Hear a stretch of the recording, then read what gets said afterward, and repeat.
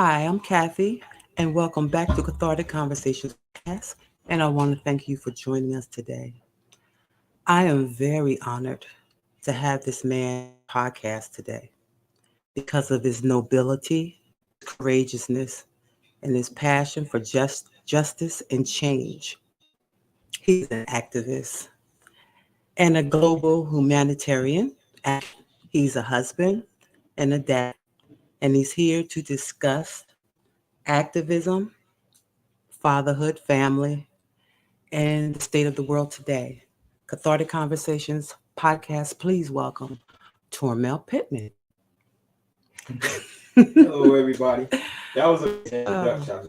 thank you. I love I'm, my I love the intro. I'm like, who is that guy? Yeah, it was true. Everything was true to me because I really just started knowing you when I came back to Middlesex County in one. When I left here, I didn't have any knowledge of Tormel Pittman. Mhm. So, Tormel, tell us a little bit about yourself. uh, you pretty much surprised in the introduction, but I'm a advocate, humanitarian, correct, family man, and uh, a black liberator first and foremost. I like to, make sure that that's plainly clear. Yeah. I say humanitarian because you have to love and fight for everyone, but specifically you have to fight for those who are marginalized the most, and it just happens to be black people. So I wear multiple hats like most of us do, Mm-hmm. and I fall short at times with one of the hats. One may fall off every now and then, but for the most part, I like to be recognized as a humanitarian. And I like that too. Yeah. Tell me a little bit about your upbringing. Because, like I Upbringing, said, I didn't know you. I right? know your family because I know your aunt, and believe it or not, I know your dad. Oh yeah, Yes. really? Yep, I sure Okay. did. You, So, you did some research. no, I didn't do no research. Oh, okay. I think when I came back, your aunt and I used to hang together when we was Really? Which one? yes, Linda. Linda. Uh-oh. Lin- That was my girl. Wait. Shout out to my aunt Linda, because I don't want, you know, she be ready to kill me if I don't. Big shout out to my aunt Linda. Big shout out to the whole McAllister. But like I said, know that I didn't know you. Right. So tell me a little bit about your upbringing because I know everybody in New Brunswick are related to him. So Right. you are in Brunswick, New Jersey, Absolutely. and how was your upbringing? Upbringing was pretty normal. Mm-hmm. No, well, I'm not gonna say normal. It was slightly different. And I'll explain later. But I was born and raised in New Jersey, Seaman Street, Mm-hmm. Pittman to the Fuquas, Right. um, and pretty basic childhood as far as family goes. Raised with my mother and grandfather, real huge male figure, which was my father, Mm-hmm. Boy Pittman, and aunts, uncles, Mm-hmm. cousins, just a big family. Like the house I was raised in, was a family house where everybody came and things of that nature. Unfortunately, I had family members who ran the streets. Ultimately, I ended up running the streets also. Okay. Who ran the streets and got a label that was attached to not any of my doing. So, I would walk out there, oh, that's one of the Pittman boys, and reflected in school, it reflected outside of school, and wherever I went, like it was at a point where kids would be told not to play with Pittman boy simply because the Pittman. Okay. So I faced discrimination Right. in my community before I did outside of the race. Okay. But ultimately, I overcame all of that. Still had a childhood Mm-hmm. because I came in an era, maybe the last bit of village where older people took care of the younger people, whether they were yours or not. Okay. So I think that saved me a lot. Yes. But I had a basic upbringing. Went to school. Did things kids did. The reason why I asked that question is because I was trying to segue in a sneaky way into asking you how did you get into activism And did you follow in anyone's footsteps? I know things like that just don't drop out of the sky because it takes a whole lot of chutzpah. It takes a Right. whole lot of courage. It takes a whole lot of self-esteem inside yourself to be able to want to take on a battle as as big as that. Yeah. I mean, you deal with a lot of stuff. Yeah. You know a lot of stuff that nobody else knows. You Yeah. know that. On the phone with somebody right before I was pulling up. I was off the phone helping somebody with their son, and he's going through an issue in school. So did you follow in anybody's footsteps, or this was something that was born inside of you? Uh, Everybody has to follow in somebody's footsteps, whether they're conscious of it or unconscious of it. Okay, I like that. You see influence, you see certain things in people that you be like, wow, I like that characteristic of that person. And, so multiple, it was a multiple people, footsteps I followed in. Okay. Those who I met, of course, Martin Luther King, Malcolm X, Yeah. But there were a lot of women too that inspired me. As far as in the flesh, there was a lot of women in my family who were strong-willed. Wow. And being around a bunch of black women, you're gonna turn into activists, whether you want to or not. If they're strong-willed, you can forget about it. You're gonna be some type of activist. So there was a lot of people who inspired me. I just can't say one person because I will be doing a discredit to people I was raised with, people who I went to school with, people who mentored me in the communities. Right. So I don't want to do a disservice to anybody. So it was a multiple. It was my village. Okay. It was my village. All right. Well, what are the hardest realizations of an activist that an activist has to face and accept? Because I know there's some things that discourage you. There's some things that make you want to give up. There's some things that just deplete you. Right. Because things are not going the way they should. Right. So what are some of the things that you have to accept and keep moving forward? Okay. Well, for your first question, I also put a stronger definition on it. What brought me in quote known activism was maybe like 12 years ago with Barry DeLoach killing. Okay. That's what I label. But me being an activist prior to that, I always had the personality of something ain't right, and if it didn't feel right and didn't sit right with me, I would almost like suffocate. So it's like you do something about it, or you just sit here with a lump in your throat. And, even when I was on the street doing wrong, like if a cop did something to you, I had to voice my opinion. And sometimes it worked out for the better, sometimes it worked out against me. But the number one thing that you face with activism, unfortunately, is the backlash from your own people. That's interesting. Yeah, you'd be surprised. Like if you're not prepared for that, and if you can't handle that, and that's why a lot of people get in for a short amount of time and then take off. And I understand it because you don't see that coming. You got to elaborate on that a little bit. Because that was a heavy. That statement was heavy. Give us a little bit of. A lot of times, our that people, backlash. When like with other races, I'll use other races for an example. When someone steps up and they advocate for their own race, they get full support. Emotionally, physically, financially, they get all the support they get. Right. Us, sometimes when somebody step up, it's like a lot of people start to take advantage of that. Wow. They want to see what they can get out of them. And a lot of times I was put up against people who have resources, and my people are sending me with nothing but so I got to fight this lion, this monster with nothing. And these people got resources. People were bringing in college educated people and corporate people just to fight this kid from the hood. Right. And I go to feel like, listen, I need help. Now, help is not just cutting a check, or some people don't have money. Some people don't have the time. You know what I mean? But you either have to have the talent, you have to give something. Right. Like, listen, Mel, I don't have no money.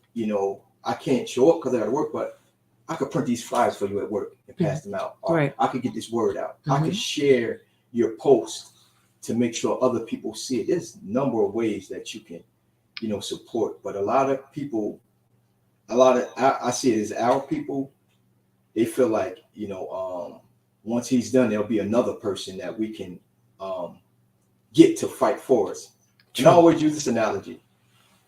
you could only fight for yourself. You know, really, when it comes down to it, you can only fight for yourself. Right. That because they'll only respect the person that's fighting. Mm-hmm. Like you can't go to somebody and say, listen, I need you to go to the gym for me and work out and bring the muscles back to me. No, that person will go to the gym, but they're going to get in shape. It has nothing to do with you. You can't, you can't send someone to the gym to work out for you. Mm-hmm. You have to be. That's the same with activism. Mm-hmm. You can't just send somebody and expect things to change in your life. Of course You not. can either go with them or sit back and continue to get what is happening. Right. Right. Understood. Now, Tormel, I'm looking at you through activism, Mm-hmm. and I feel like I know you probably battle with, for lack of a better word, good versus evil. Mm-hmm. I mean, you're on the front line, and you're a freedom fighter. You're fighting for good. Right. So there's always the adversarial Right. point coming in, trying to get you swayed to go another direction. Because Absolutely. have you ever dealt with that before? All the time. Like people think it's fake, Right. and I realize that you got to be a certain person. So that's why like I have trust issues also.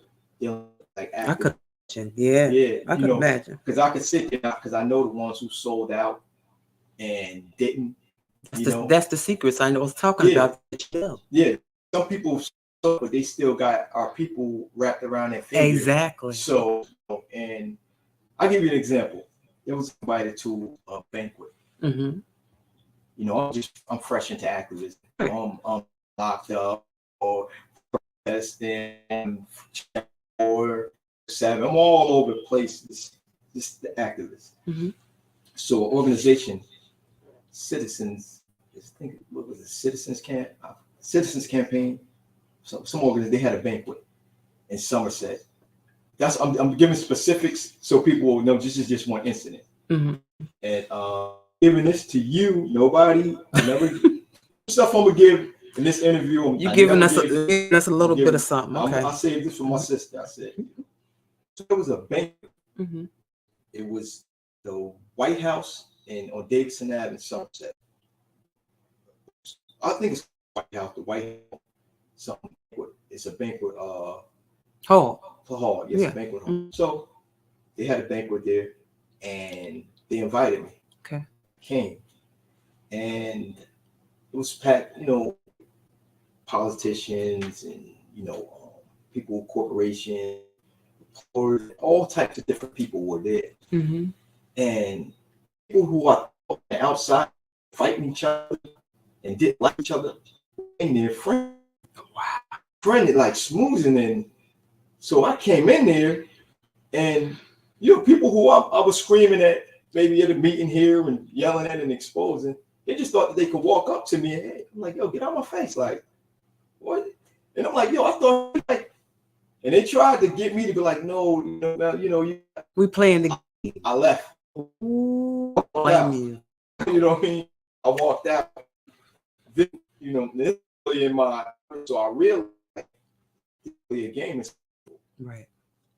So that was one of many experiences that I experienced that day. The people think they're fighting each other in public. They're really not. They're really go to banquets, all these, even Black organizations who we didn't prominent, they up there smooching and rubbing knuckles. So, it's like a game. A lot of people. And that's sad. That's really discouraging to see. Yeah. And in spite of all of that, you still keep your integrity. Yeah. And you still keep your moral compass intact. And I like that about you because I seen that about you when I came home. I watched you on Facebook. I said, he's for real. Mm-hmm. That's the first thing it's the first thing that came into my mind. Right. I said, he's not playing. He's for real. Because, it don't take me to be an activist. It don't take me to be somebody prominent to know that people play both sides. Right. You can kind of see it. If you don't see it, you kind of feel it. You see how people move. They playing both sides. You know if they standing for a cause. Are you really standing for a cause? But I know genuineness. And that's why I'm honored to have you today. I'm honored to be here. Okay. Next question. If you could and was given the power to automatically change things in the world, what would they be and why? Change three things. Three things. Like the snap of a finger. What would they be and why? Take your time. Well, one would be, first and foremost, no brainer. We would never die. We would never perish. Yeah. Really? Yeah, we would never perish. So, I mean, I know we do perish into an afterlife. Yeah. You know, but I would like to. So you would want to be immortal. Yeah, absolutely. I want all of us to be. I would want all of us to be, and yeah, I would definitely want all of us to be immortal. Okay. Two. Mm-hmm. Now, more realistic. Okay. I would want black people to have a high level of empathy for each other. Wonderful. Like, a deep empathy, because I think that's one thing that we lack. Yes. We all know what we've been through. We all go through the same thing. We still act like it's separate. Mm-hmm. Like, so I would love some more empathy for one another. And lastly, well, the first, I mean, I hate the fact that children pass, like children die. Me too. And so that was the one, the first one and the last one is almost the same. I would love for, it'd be no children ever. If someone had to pass, it would be children. Could I add an extra one? Men protect women more. Wow. That's it, and then I'm good. If I had those things, everything else I could maneuver and work and figure out everything else. But if I had that protection, and it's maybe simply for us, but I think that women need a more level of protection. Mm-hmm. Well, I always say, I've heard that from the beginning, we have things embedded in us, and I'm talking about Black people, that keeps us from being as that we always. That's where what they call them, crabs in a barrel. Yeah, Willie Lynch syndrome. Yes. Yeah. So whatever that is, that's trapping us, where we can't stick together, where we can't prosper, where we can't love one another. I would want that removed. Right. That's my one, and that's the one I'm sticking. That's a good one, because it's taken off of us. Yeah. If it was a shield, take it off of all of us. Yeah. So we can things how it really and truly is. And there's some people that I don't mess with. That's what you opinion. I don't agree with them. I know what's wrong with everybody, but my problem is the ones who we all get, like, when you told me to do this podcast, there was nothing that was going to stop me from doing this podcast. And I love that. I appreciate that. There was nothing going to stop me. I don't care what was going on. I was going to do this podcast. And for one reason is because I know you're an activist and you're sincere at what you do. This is a form of activism. Yeah, I know. And I'm glad you feel that coming off of me. Yeah, absolutely. Mm-hmm. And also, we need to be seen, like, working together. Yes. We need to be seen, urging, inspiring, and doing everything we could to uplift each other. That's true. So, if somebody has a podcast, still don't mean that you're not able to go to Kathleen's podcast and, you know what I mean? Yeah. And express your views, and vice versa. Absolutely. Invite her. So, this is just a form of us working together and unifying and building our platforms, because you can't cry. I hate how we're depicted in mainstream media. Right. So now here you're creating a media platform. Who do I have to complain about when I don't support your platform? Exactly. I don't like how they depict us. But here it is. You created your own platform, and I feel some type of way about. So what do I do then? I'm just all talk. So right. We got to build our own platform, each other's platforms. Well, thank you, Tormel, again. Okay, next question. You feel people resist change even when they know it is for a positive outcome? You like to hear me talk, don't you? These I do. Questions is I do. I'm trying to get in your head. I'm trying to figure out how Tormel Pittman is standing in that front line doing what he do. I think a lot of we're afraid of change. Change requires responsibility. Once you change, then you're expected to perform in a certain manner. If I don't want to get out, I just want to lay there with the remote in my hand and just wait and just, never leave the room. That doesn't require it. But if I want to get out and I want to, live life and have, for one, you got to get out, you got to get in the car. Yes. Mhm. You got to work, you got to do something to create some type of quality of life. Right. And for example, I tell some people sometimes, some parents don't want their children to go to college because that will force them to step their game up as far as support. You can't not. Is that a reality? I'm trying to tell you. Wow. I'm trying to tell you. That's crazy. You would be surprised. They could, because they can handle. A kid incarcerated. Right. Some parents that'll send their kid money. They may have a kid in school and the kid locked up. They'll send the kid the money locked up to do the kid in school. Like, you'd be surprised. Wow. So, when you're successful, it requires a certain level of responsibility. Right. And people are good at that. Mm-hmm. I can't.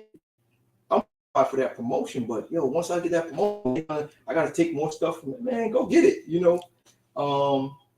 It's just a number of things I think why people are afraid, and it comes back to, I think, our slave mentality. Yeah, exactly. And the fact that even when we're doing good, sometimes we too recognize when we're doing good. We'll self-sabotage ourselves. So yes, something, and it happens to me. Things will be going fine. I'm like, what's about to happen? Yeah, I'm about to go wrong, and then it be the slightest thing that go wrong now, but then I enhance it. That was it. I knew it was going to be this and that and the other. So, I think that once we realize who we are, the power we have, and the fact that we are supposed to be doing good, we are supposed to be healthy. We are not supposed to stress over bills. Right. And we're not supposed to backbite each other. Once we realize we're not supposed to do that, I think we'll be a lot better. Yes, I agree. Now, I'm gonna get a little deeper. Okay. Because to me the other questions were kind of surface. I said one big question. All right. The time you began being an activist until now, do you see any between social construct and society that has been for us? Do you see any movement? Do you see? I know you have. I know you do. I know you have hope. But do you see any movement, anything towards going in the right direction as far as we're concerned, as far as elevation is concerned? I do. Okay. That's hopeful. I see it a lot. That's good. The problem is, we'll get forward mobility, we'll accomplish something, but it's short-lived because we're not good in the next department. That's true. We don't maintain what we've achieved. We don't maintain our achievements. So our consistency lacks. Yeah, we got we'll celebrate. She's the first Black female. He's the first Black man into X, Y, and Z. Then we just disappear. We happy with that. But then you go 10 years later, they would have nobody else came back through that door.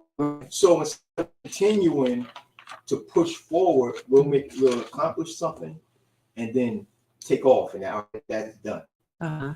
We need to start because we have the power to do it. Yes. One of the amazing things is, like, I'll give you an example, like with the George Floyd death. There was no legislation passed on behalf of George Floyd.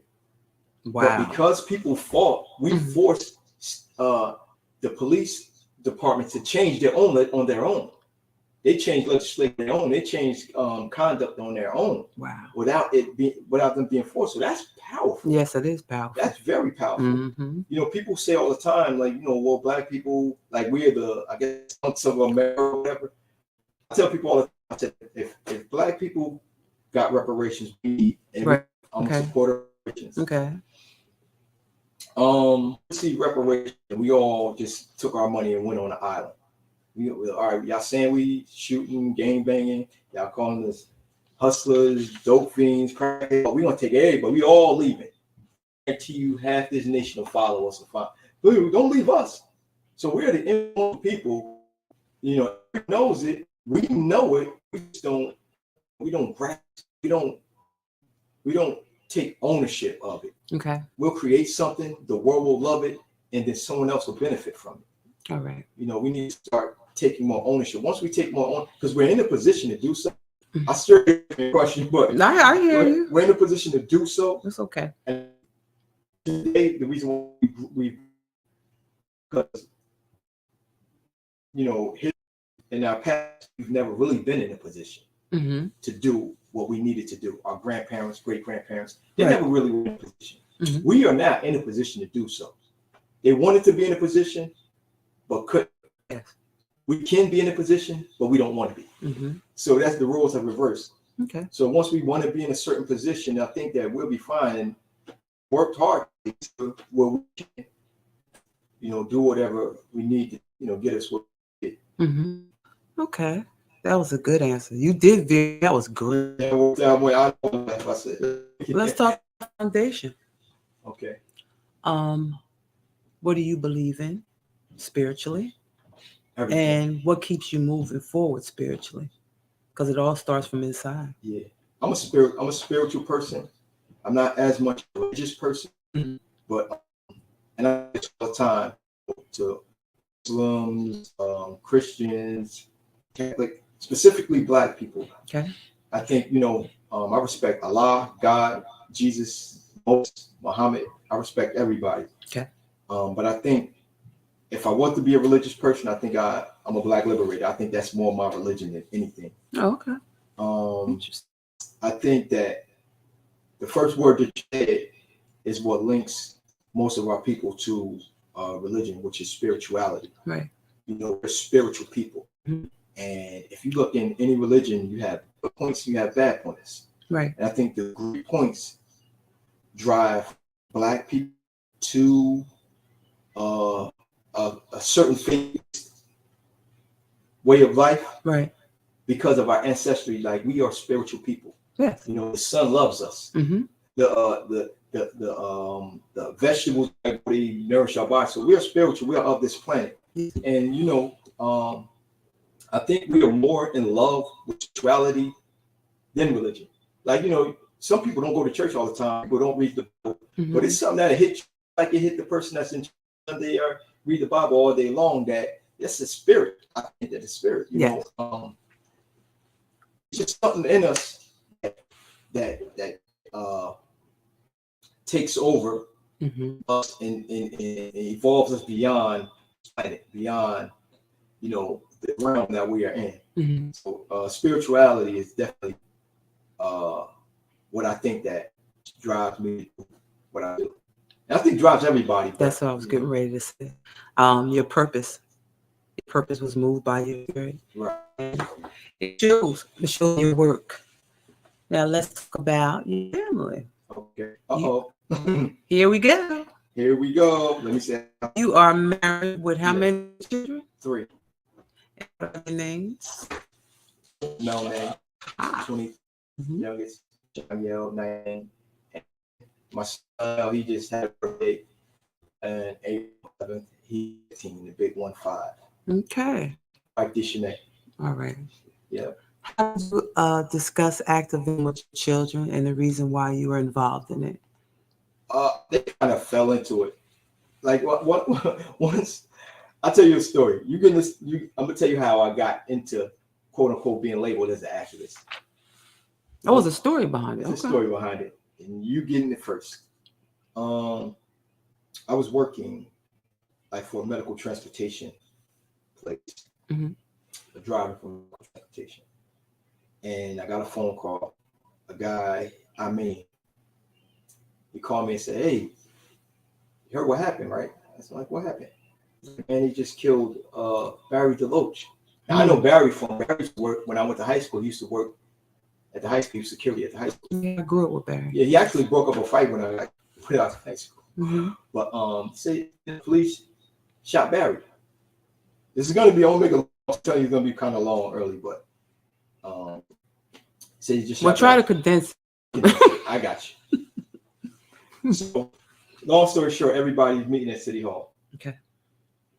And I'm looking and I'm seeing the faces on people. I remember Sean Potts being, Alan Adams being killed, and I'm like, and they did it again. That's what drove me into real hardcore activism. I'm like, they did it again, and you know, it's going to continue to happen until something crazy happens. Right. So while people were in City Hall, everybody had like a dazed look on their face. I seen like people driving past the courthouse, just with a, you know, I'm seeing different races of people, white people, just with a disgusted look on their face. Mm-hmm. So I'm like, man, we ain't letting no more cars pass. And we started blocking traffic. Somebody, that was one of my claim to fame, blocking traffic off. So we started blocking traffic. They pulled me out. Zach Buzz, it's not the time to do this. So goes home. Wife, I'm explaining, I'm like, you know, they killed the guy. My wife's not from New Brunswick. Oh. And for the record, let me clear the air. My wife's from South Jersey. Oh, okay. I'm New Brunswick to the core, born and raised. So technically, her mother and father's from Brunswick. So I kind of get a pass. Hopefully, hopefully y'all give me a. My mom and dad is from New Brunswick. So dad's from the project. So you know, but I was speaking, and I was like, guy from New Brunswick, you know, I knew or whatever. And she said, really? I said, yeah, the police shot him, and you know, she could see that something was bothering me. And like, you know, I'm like, you know, I do so. I wasn't an activist then. Like, I'm like, something got done. She said, well, two things. You don't lead it because I know you, and don't get locked up. And I felt miserably at both of them. Okay. So it was time, you know, in the morning, news would come, be on the news, in front of the news, and she would miss it. Like, she would just be like folding clothes or something, and it's like, oh, I hope she don't see. Right. So I had to hide. Yeah, it blew up, and then I'm like, listen, I'm going hard. She was like, she was supportive of it. Of course. You know, but the kids have, you know, they see a lot of behind closed doors, behind the scenes, they see and experience it.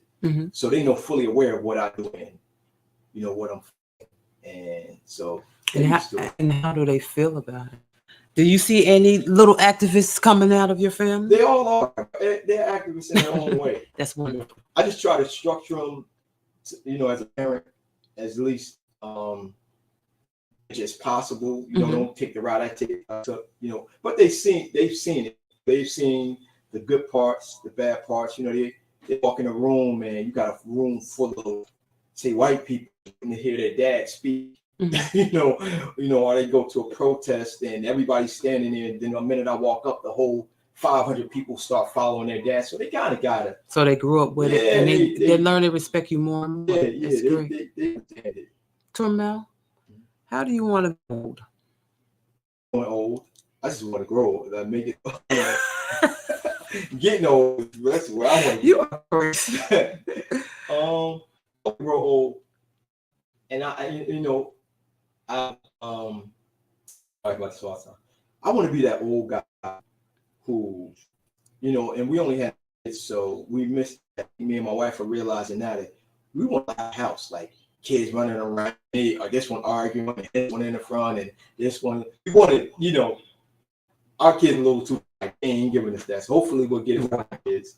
But I want to be that old guy who, I'm in the front of the house, about to blow the house up. She's and then sending the kid to see what I'm doing, and you know, yeah, I just want to be the old guy about to blow the house up. Okay. Always working on something. All right, same question along the same lines. How do you want to be remembered? Yeah. I want to be remembered. Depends on who's trying to remember me. You know, I would categorize me as a person. As an activist, as a person who walked in his and touched a lot of people. You are. You think so? Yes. A person who loved his people unconditionally. Wow, I like that. I want to be the person. You know, like once, like say law enforcement. You know, sometimes a lot of police officers, they brag on the work that they put in our community. You know, like one cop just was fired from the high schools because riots were taking place, and he said it's time that we start cracking heads again. Wow. He said, Pittman. Yeah. I said, okay, I stand on what I said. But so they removed him from school. Mhm. That mentality is that you enjoyed, the torture and that you inflicted on the community, specifically blacks. So I want you to remember, when you start cracking heads, what did you do when Tormel was around? Talk about that era. Right. Because a lot of things that New Brunswick officers do, they no longer do. Like show people, and since I've been advocating, that hasn't been happening. So how many heads have you been cracking once I became an activist or advocate? Mm-hmm. That's just not specifically to him, but to any of those tough guys. What have you been doing? How many heads have you cracked since I've been advocating for my people? Okay. Now, what's your legacy? My legacy? Mm-hmm. It have to be defined by my, like they would have this, because I'm still in the, what I'm saying, I'm still a work in progress. You still still got a you lot to still a do. work in progress, but you know where you have come from and where you're at. Right. In your mind's eye, when you do the things you do and you relax at the end of the day, Right. and you center yourself, Mhm. what do you leave behind for your kids? I'm leaving behind What do you want them to take from after you gone? The most. energy and my passion. Okay. Because a lot of people think that they can leave their kids a boatload of money, or just a treasure chest that will provide them security while they're gone, but that doesn't exist. Like my daughters can marry. Say for instance, I leave my daughters $20 million a piece. Mm-hmm. They may get with the wrong person and just dissolve that money within a couple years. Mm-hmm. So if I leave them wisdom and education beyond money, then I think that I would be more comfortable, me not being there. I know that they can concept of my structure and what I. Okay. Are you finished with activism? No. No, you answered it for me. No, Tormel. Here's the thing. You haven't retired, have you? And I've retired in one form of activism, but overall, you can't retire from activism overall. Mm-hmm. I think I worn myself out. Like in my beginning stages of activism, I was bored. Mm-hmm. Like I was all over the state, and just wore out. Mm-hmm. And what slowed me was one of my oldest daughter. Me not even trying to put that fire out. This person said, the landlord's doing this. This person did this in school, and I'm all over the place trying to put out all these fires. And her grades were slipping. And so then I'm like, I had to make a conscious decision that, because I think that Malcolm X and Martin Luther King both were amazing, and they both my role models. I think they made a great thing as far as the sacrifice for the cause outside of their family. I think that they weren't able to juggle both. King's last when he went to Memphis. Do you think it was a great decision, or do you think it was his purpose? If you look, because what they fought for and what they wanted to accomplish, I think this generation took it backwards. Like they don't recognize and appreciate the accomplishment and the magnitude of who these men were. I think that too, but I also think that for each era, there is somebody who has to rise up and do for the era. Right. Back then, we look at them as being wow, like you just said. He sacrificed for nothing. No, it's no nothing. It's no nothing. It was the strides that he had to take for that era. Yeah. It's like this Tormel Pittman. You're bringing your stride for this era. I look at the fact that how for me being a man, how you get two sons.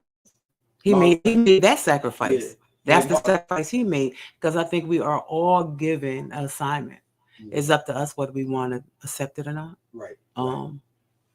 But I think it's like this is going to be the outcome, and the trek come from here to there for this era to get closer to where we want to be. Right. Now you have been given this assignment.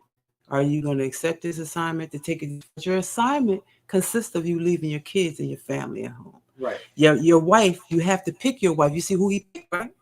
You have to pick your wife to be the helm of the family while the husband is gone, to take care of the kids. Right. That's why when people are picked in such a position as yourself, they're structured from the beginning to have your wife who can hold it down. Right.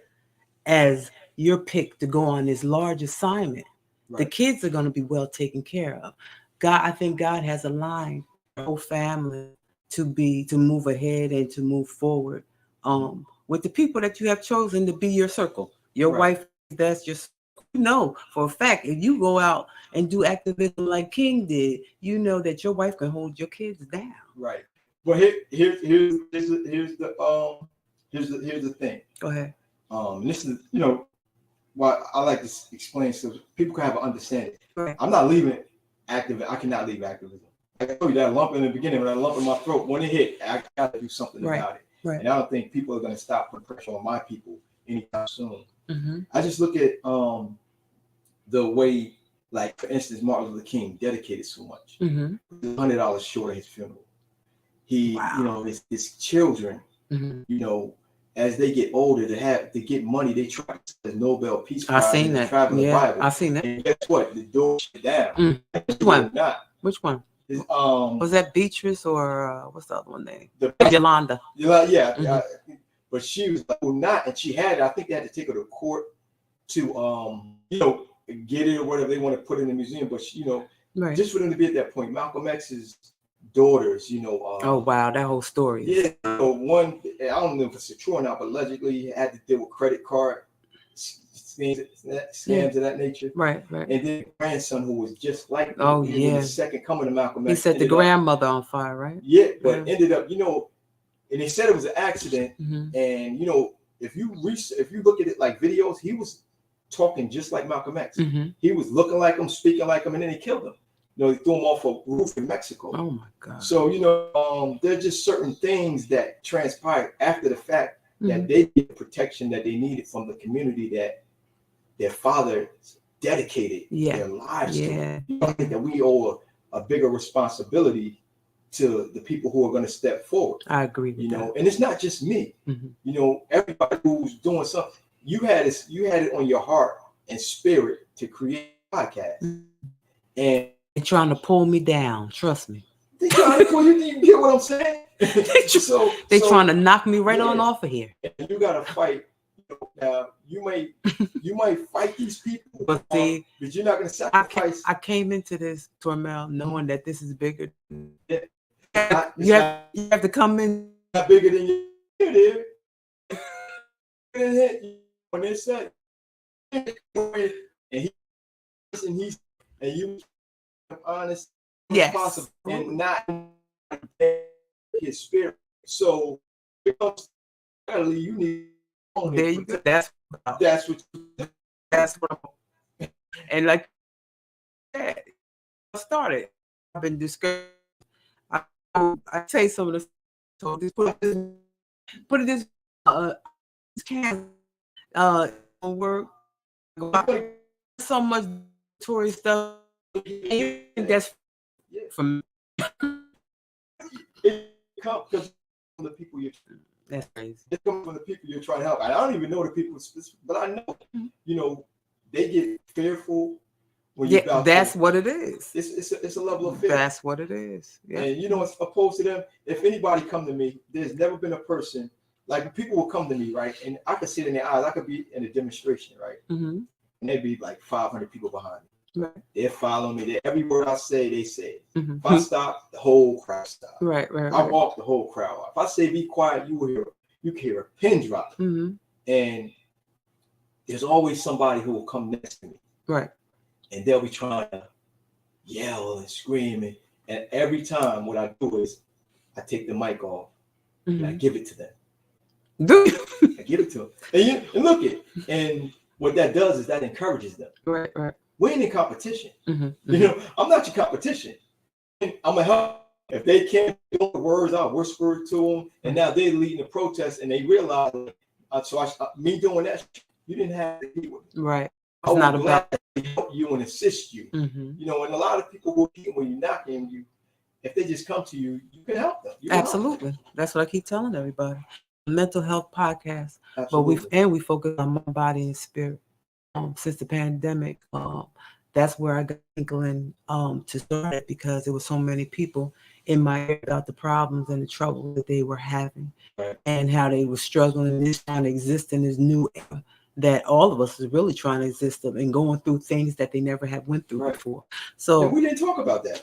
Yeah, no, we're getting. If we got time, we do got a little bit of time. I'm running out. How much time we got? I'm running out. Before we go, we'll get to that. But yeah, let's talk about the new era. What do you think about new things that's going on after the pandemic? Because the world has changed. I want to know your views on where you think the world is going, and what can we do to help these people that are.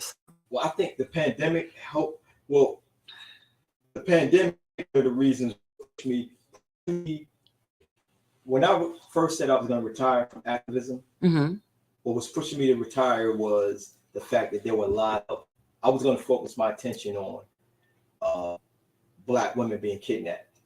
Oh, so yes. If you ever look at, that's a cause. Yeah, I forgot to. I forgot, but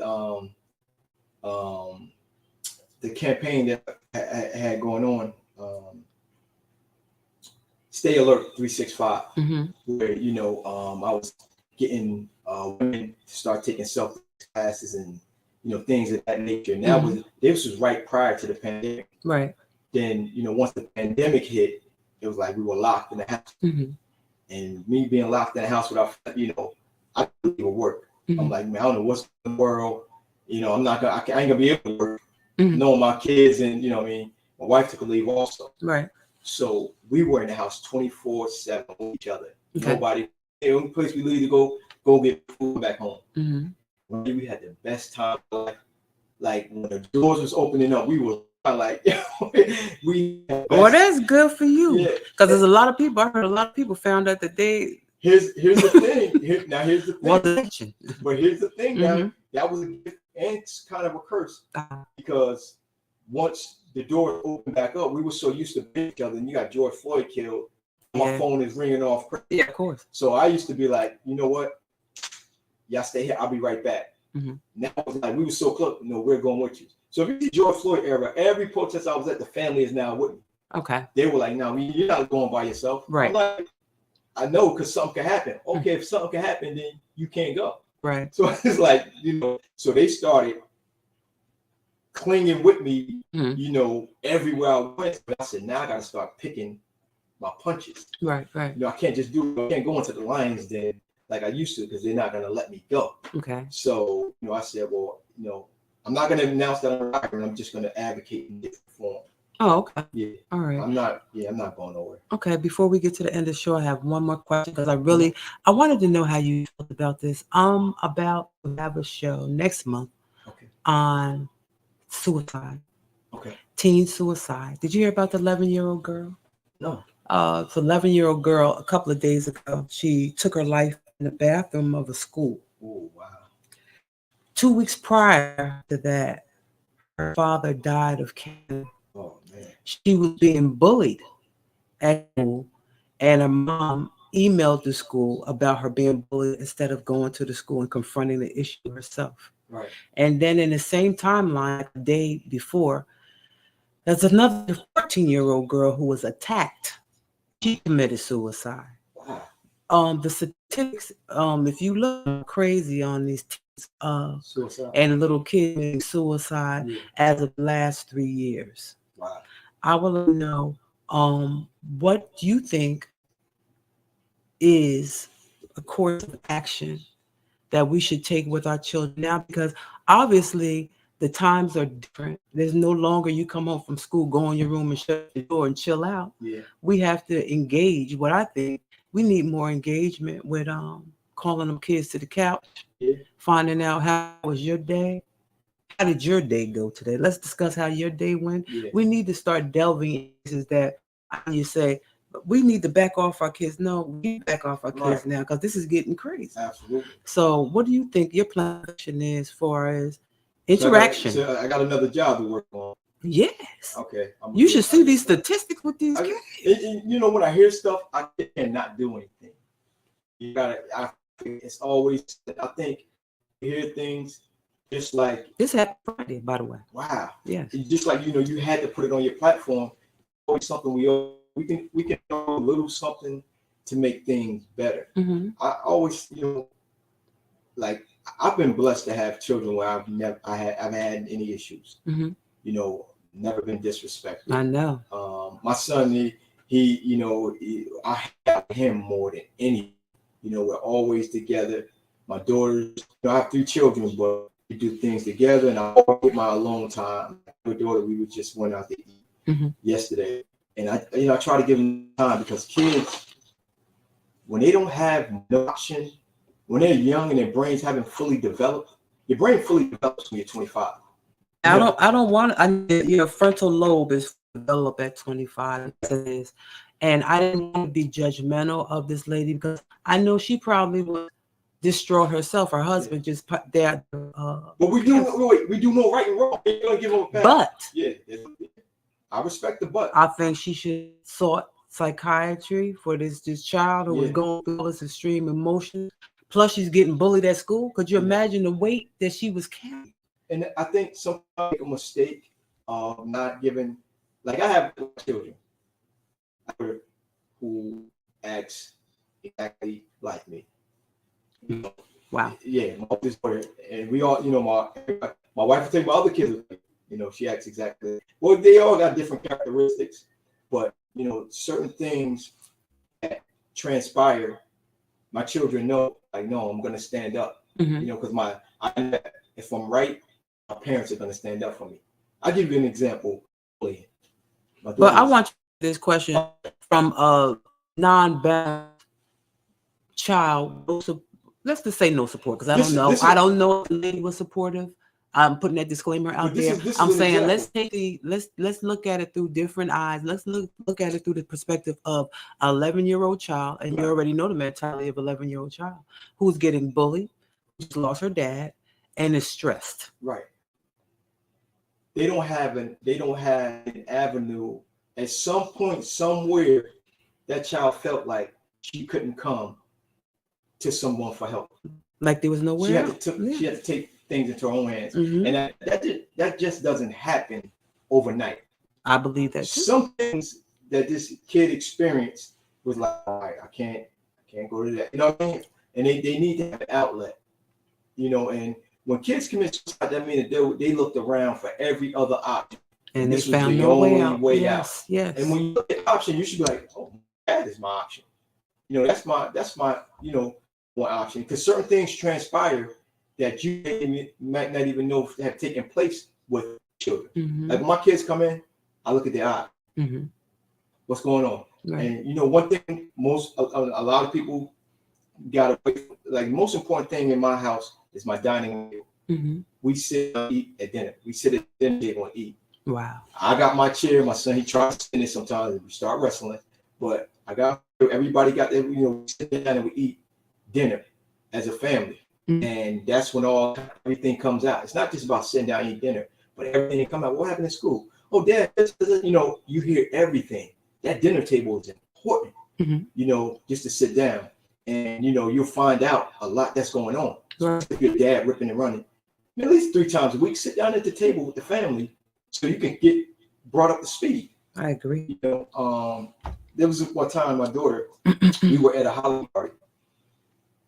And, there was a kid who, felt her mom was on PTA, parent teacher association, and she would kind of like force herself on certain kids that she wanted to hang out with.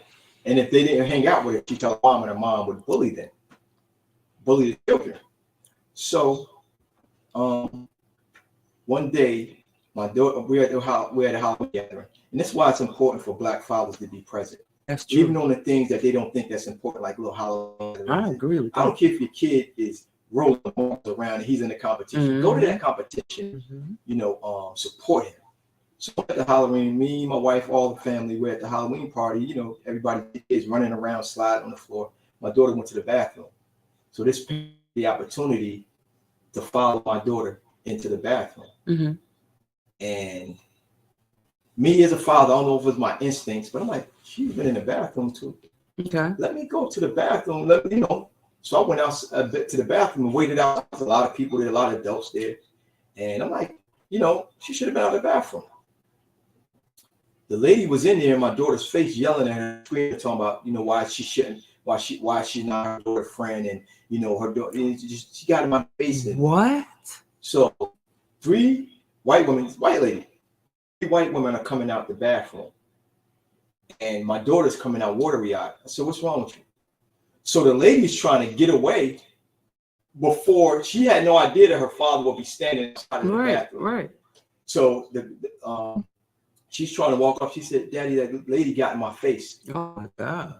I grabbed my daughter, tracked the lady, I got in her face the same way she got my daughter. I know you did. I said, ever get in I put my hand this close from her face. Mm-hmm. Now the 2 ladies, I'm sure they were in support of her in the bathroom. Mm-hmm. She was wrong. Now she was wrong, mm-hmm. you know, but now I'm yelling and screaming. My wife is like, what? My husband? Because I'm like, man, don't you ever in your life. I know you did. And now that gave my daughter a sense of courage. Sure, yeah, you know, absolutely. But what if I hadn't have been there? Confidence. What if I hadn't have been there? Right. How would her spirit have been, you know, for the rest of her life? She would, you know, that would have been a traumatic experience for the rest of her life. And if something else traumatic would happen, she may feel like she had no way out. There's little situations like that. It is. that, you know, that you need to be there for, or even if you're not there, be aware of. Mm-hmm. You know, if you're not a dad that's actually in the house and you hear your kids are dealing with something, you know how much it means for you to pull up. What's going on? Dad's here. I'm here. Yeah. You know, they need that security, especially, you said there were 2 female teenagers, right? Mm-hmm. That says a lot. Yeah, it does. You know, like, if we're not protecting the women, at least protect the female baby. Like, you know, like, that right. Says a lot. It does says a lot. You know? And so what's the takeaway? You think that they should, we have to find new ways of interacting with us. I told you, men need to, in the beginning, you know, these answers in the beginning, they'll answer questions in the end. Right. Men need to step up, you know, men together. Right. Guess what we need to do, man? We need to start on talent shows, and we need to start bringing interacting more. Right. Interacting. We need to have more fun with the children. You know, we need to, you know, because a lot of times I think what affected the Black family in the 50s and 60s, and some people may disagree, but I think that we didn't need, you know, like our grandfathers and great-grandfathers all coming from the military. I don't think that was a good thing to structure a lot of our families with that military presence. Mm-hmm. You know, stand up, make your bed. You know, God told me, man, if he overslept in his bed, his dad walk in the ice wall and throw it on him on the whole bed. And you know, if we were like that. You know, that mentality was for a certain purpose, and that was for the Army, the Navy, and the Marines. Right. The structure of family on that military structure, I don't think it benefited us. No, a lot of the 50s and 60s, I think those men can't structure where you don't talk back, you don't. Man, my son come and pluck me in the back of my head if he feel it. You know, and we just start. I think they need to know. So gone are the days of putting fear in your children, because that's what they was doing. Right. You're putting your fear in your children. Right. That's not a child that's going to come and say anything. Right. You don't. So that's a child that keeps secrets. Absolutely. Yeah. Absolutely. So yeah, gone are that day. Gone more interaction and more getting to know who your child is. Absolutely. And like you said, letting your child become that individual who you can talk to and have a nice conversation and dialogue with in a respectful manner. Absolutely. I raised my son differently. I raised my son differently. Point where when he was small, I told him it's always a way that you can talk to or your father, and voice your opinion with being respectful. Right. I will never stifle you. I want to be expressive. No words that's coming from your heart or inside of you to be stuck inside of you. I want you to bring them out, but you can talk to me in a respectful way. And how old is he? He will be 13 in October. He's 12. Okay. So, you know, it's a way about doing it, but yeah. And you know what? I think that him knowing that is going to take a burden, such a weight lifted, you know, because he's going to try. Sometimes, of course, you know, I'm looking at the reality. The reality is he's going through puberty, and the reality is that yes, he thinks about it. Sometimes he comes in, and sometimes he does. Yeah. automatically. I can see the automatically. How was your day? He'll ask me, and I say, "How was Oh, yours?" And wow. he'll sit down and we'll talk. Little But engineer. then there's days Yeah. when I can see in his eye that he has something. But guess what? We're not gonna know me.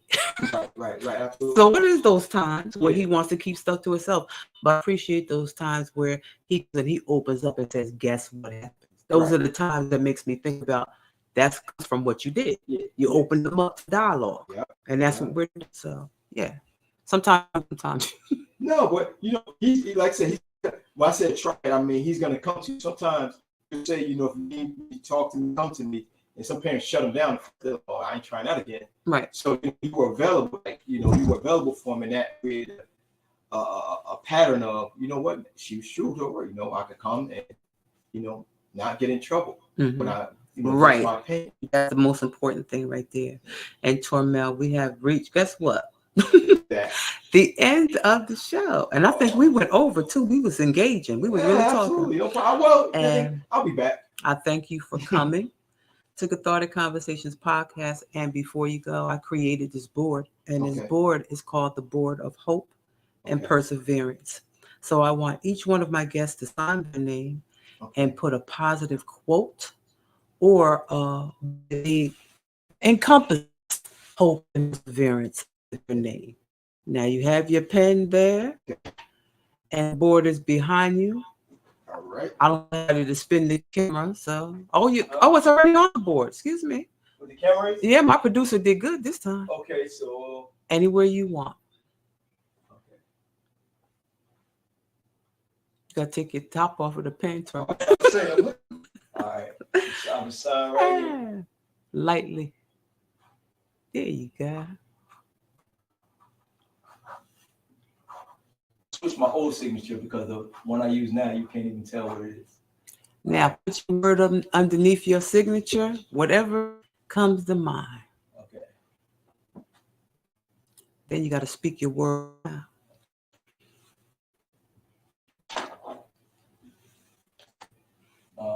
This is. I got so many in my head.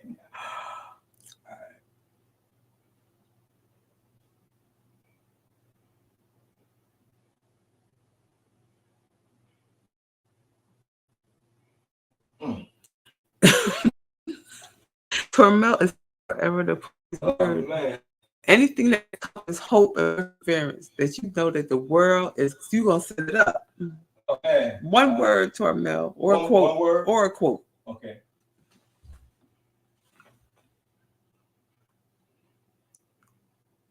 And you're going to tell the viewers what it is. All right.